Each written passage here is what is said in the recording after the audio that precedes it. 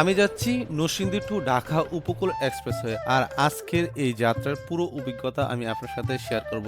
চলেন শুরু থেকে শুরু করি আজকের এই ট্রেন ভ্রমণ।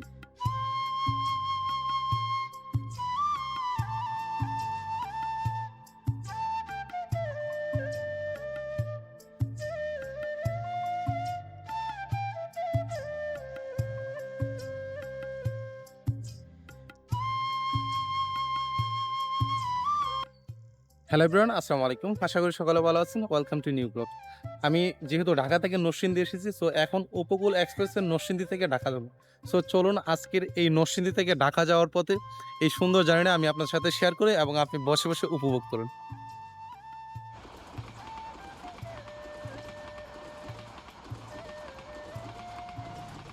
আসলে আমি ১০টা বাজে যাওয়ার কথা ছিল, ১০টা ৩০-এ টিকিট কেটেছিলাম, বাট এখন বাজে প্রায় ১২টা। ২ ঘন্টা লেট করে এই উপকূল এক্সপ্রেসটির ভিতরে প্রবেশ করেছে। আর ট্রেনের যে আধুনিকতার নামে যে একটা নষ্ট সাম্রাজ্য হচ্ছে, আসলে এটা তার প্রমাণ। ২ ঘন্টা দেরি করে এই ট্রেনটি এখন প্রবেশ করছে নরসিংদী স্টেশনে। এখন আমি এই ট্রেনে করে আবার ব্যাক করতেছি ঢাকা। চলুন আজকের এই জার্নিটা উপভোগ করি। আমরা জানি ট্রেন জার্নি মানে খুব কম সময়ে আমরা চলে যেতে পারি যে কোনো গন্তব্যে বিরতিহীনভাবে, কিন্তু আমাদের ট্রেন যোগাযোগের বর্তমানে এমন একটা করুণ অবস্থা, যদি আপনি ১০টায় টিকিট কাটেন বা ১০টায় যাবেন কোনো একটা স্টেশনে আসেন, সেখান থেকে ম্যাক্সিমাম আপনি ধরে নেবেন ১ থেকে ১.৫ ঘন্টা আপনার দেরি হয়ে যাবে। বিশেষ করে এই উপকূল এক্সপ্রেস ট্রেনটি আসার কথা ছিল নরসিংদী স্টেশনে ১০টা ১০ মিনিটে, বাট এই ট্রেনটি এসেছে প্রায় ১২টা ৩০ মিনিটে। আসলে আমি জানি না কেন আমাদের এই দেশে এত শিডিউল মিসিং হয়। প্রত্যেকটা বিষয়ে আপনি একটা জিনিস মনে করেন, আপনার কোনো একটা পরীক্ষা আছে ঢাকাতে, আপনি ভাবছেন যে আপনি ১০টা এখান থেকে উঠবেন, ১২টা বা ১টার দিকে ঢাকায় থাকবেন।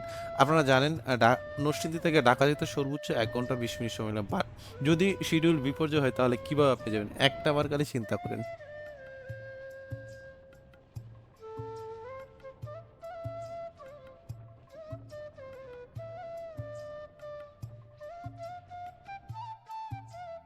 আজকে উপকূল এক্সপ্রেস ২ ঘন্টা দেরির কারণে আমি ছাদে উঠে ভ্রমণ করতেছি, যদিও ছাদে উঠে না, বাট আজকের এই জার্নিটা হচ্ছে ছাদে উঠে।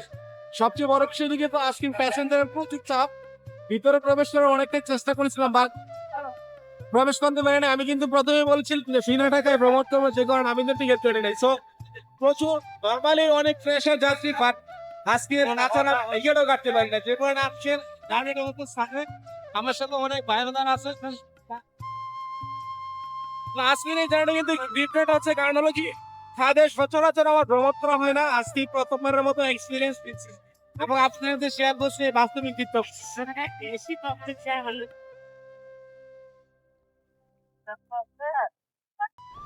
ট্রেন জার্নি মানে প্রাকৃতিক সৌন্দর্য উপভোগ করা। আর আমি যেহেতু নরসিংদী জেলায় গিয়েছিলাম, নরসিংদী জেলার এই প্রাকৃতিক সৌন্দর্য আমাকে মন কেড়ে নিয়েছে।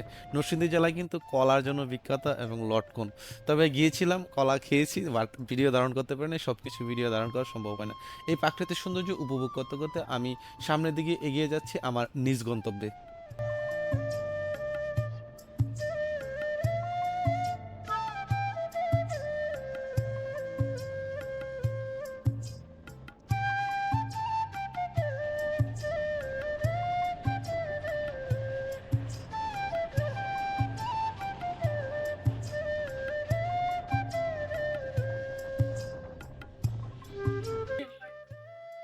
এখন আমরা ট্রেনের ছাদে করে যাচ্ছিলাম, আরিয়ালকা নদী পার হচ্ছি।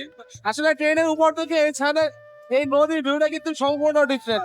তবে আপনি কখনো ট্রাই করবেন না, কারণ আজকে আমি টিকিট পাইনি বিধায় আমি কিন্তু ছাদে উঠেছি।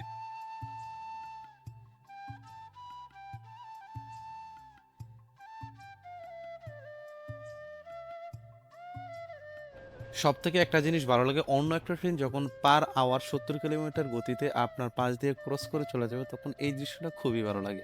সো আমরা এই নরসিংদী জেলার প্রাকৃতিক সৌন্দর্য দেখেছি, আর পাশ দিয়ে কিন্তু সুন্দর একটা রুট গেছে, এটা ঢাকা টু নরসিংদী মহাসড়ক। সো অনেক কিছুই বলেছি। সো আজকের মতো আমি এই টঙ্গী স্টেশন একটু যখন স্লো করবে তখনই নেমে যাব। আজকের মতো বিদায় নিচ্ছি, দেখা হচ্ছে নতুন কোনো ভিডিওতে। এই পর্যন্ত ভালো থাকুন, সুস্থ থাকুন, আল্লাহ হাফেজ। অবশ্যই সাবস্ক্রাইব করবেন। তাছাড়া নতুন কোথায় জার্নি করব, যদি আপনার ভালো মতামত হয় তাহলে আমিও কিন্তু আসতে পারি আপনার জেলায়। সো বাই বাই, ভালো থাকেন, আল্লাহ হাফেজ।